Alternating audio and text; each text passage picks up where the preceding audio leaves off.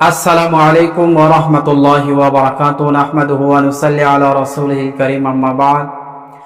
দেশ এবং বিদেশ থেকে যারা আমার এই ভিডিওটি ক্লিক করেছেন সবাইকে জানাই আন্তরিক ও মোবারকবাদ।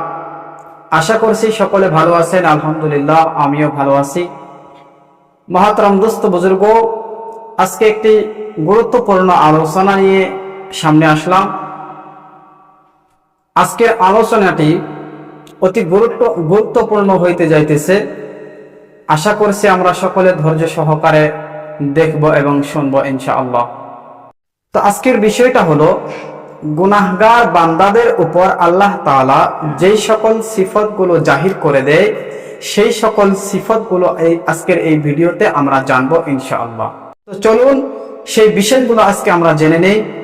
তো জানার আগে আপনাদেরকে একটি রিকোয়েস্ট করব, যারা নতুন আমার এই ভিডিওটি দেখতেছেন সবাইকে একটি অনুরোধ করব, চ্যানেলটি সাবস্ক্রাইব করে পাশে থাকা বেল আইকনটি বাজিয়ে রাখবেন, যাতে করে নতুন নতুন ইসলামিক ভিডিও নিয়ে আপনাদের সম্মুখে আসতে পারে আর আপনারা ইসলামিকের বিষয় আপনারা ইসলামিক ভিডিওগুলো দেখতে পারেন।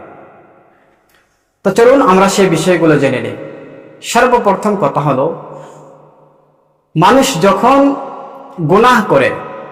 গুনাহ করে কিন্তু আল্লাহ তাআলার কাছে তওবা করে না, সে গুনাহ করতে করতে যখন শরীয়তকে অবলম্বন করে ফেলে দেয়, তার উপর ৬টি সিফত জাহির করে দেয়। যখন বান্দা গুনাহ করতে সীমা পার করে দেয়, তখন আল্লাহ তাআলা তার উপর ৬টি সিফত জাহির করে দেয়।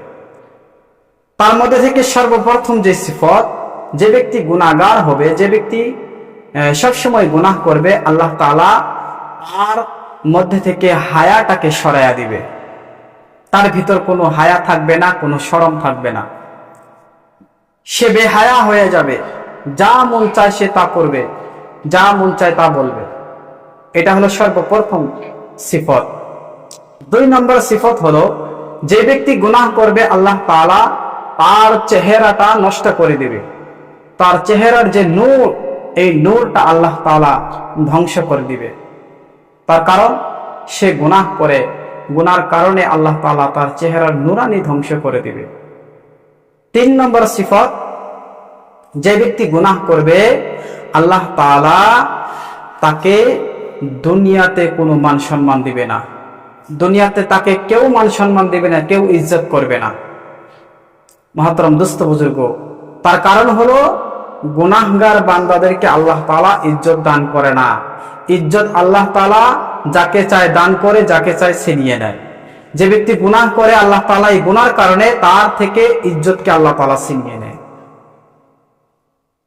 ৪ নম্বর কারণ হলো, যে ব্যক্তি বেশি বেশি গুনাহ করবে আল্লাহ তাআলা তাকে রোগান্বিত অবস্থায় রাখবে, সব সময় তার রোগ থাকবে।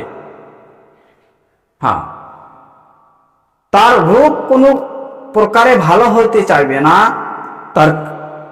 তার কারণ হলো সে গুনাহগার, তাকে আল্লাহ তাআলা নিজেই রোগান্বিত করে দিবে, যাতে করে আল্লাহ তাআলা চায় যে সে তওবা করুক, আবার নেককার বান্দা হয়ে যাও। ৫ নম্বর সিফত হলো, যে ব্যক্তি বেশি বেশি গুনাহ করবে আল্লাহ তাআলা দুনিয়াতে তার রিজিক কমায়া দিবে। আল্লাহ তাআলা রিজিক কমায়া দিবে।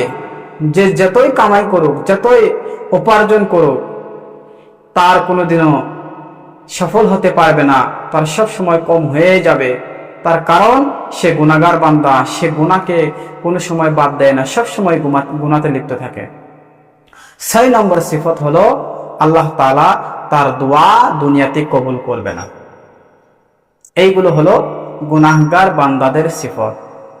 যে সকল বান্দা সব সময় গুনাহ করে, গুনার মধ্যে সব সময় লিপ্ত থাকে, তার মধ্যে এই ৬টি সিফত আল্লাহ তাআলা জাহির করে দেন।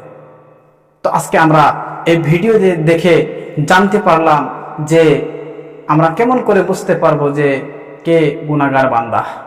আমাদের মধ্যে থাকে, যদি কারো ভিতর এইগুলো সিফত পাওয়া যায়, বুঝতে পারবেন সে গুনাহগার বান্দা। আল্লাহ তাআলা গুনাহগার বান্দাদের মধ্যেও এই সিফতগুলো জাহির করে দেয়, নেককার বান্দাদের মধ্যে জাহির করে না। এই জন্য আমাদেরকে সতর্ক হওয়া দরকার। এটা হলো সতর্কবাণী একটি ভিডিও, যাতে করে আমরা গুনাহ থেকে বিরত থাকি, আর এই সিফতগুলো আল্লাহ তাআলা যেন আমাদের উপর জাহির না করে। আমরা সকলে এই সিফতগুলো থেকে পানাহ চাইব, আল্লাহ তাআলার কাছে সব সময় গুনাহ মাফের দোয়া করব। আল্লাহ তাআলা যেন সবাইকে কবুলত মঞ্জুর করে, আর সবাইকে যেন নেক আমল করে আল্লাহ তাআলার জান্নাত কামনার জন্য তৌফিক দান করে। এই বলে আমার বক্তব্য শেষ করলাম। ওয়া মা আলাইনা ইল্লাল বালাগ।